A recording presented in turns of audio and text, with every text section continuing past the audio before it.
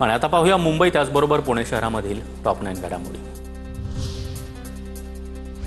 मुंबई सोलापूर वंदे भारत एक्सप्रेसच्या डब्यांची संख्या वाढणार। 29 ऑगस्टपासून मुंबई सोलापूर वंदे भारत 20 डब्यांची होणार। 4 डबे वाढणार असल्याने तब्बल 312 प्रवाशांची सोय होणार।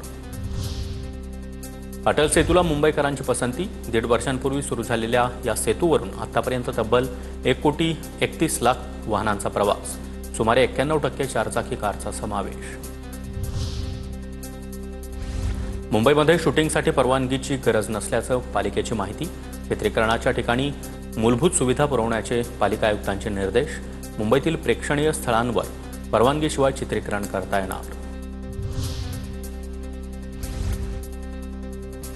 गोरेगाव मुलुंड जोड रस्ता बोगद्याचं काम लवकरच पूर्ण होणार। चित्रनगरीतील झाडं हटवण्यास सर्वोच्च न्यायालयाची परवानगी। जोड रस्त्याच्या बोगद्यासाठी चित्रनगरीमधील 95 झाडं हटवावी लागणार। मुंबईतील कमला मिल्स परिसरामध्ये पालिकेची अतिक्रमणावर धडक कारवाई। वाहनतळाची अनधिकृत संरक्षक भिंत तसंच शेडचं निष्कासन। दरम्यान परवाना अटींचं उल्लंघन केल्यानं 2 दुकानांवर जप्तीची कारवाई। मध्य रेल्वे कोकणामध्ये जाणाऱ्या भाविकांसाठी मुंबईतून अतिरिक्त 44 विशेष ट्रेन चालवणार।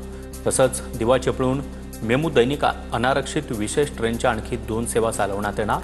गणेशोत्सवामध्ये 296 ट्रेन भक्तांसाठी धावणार।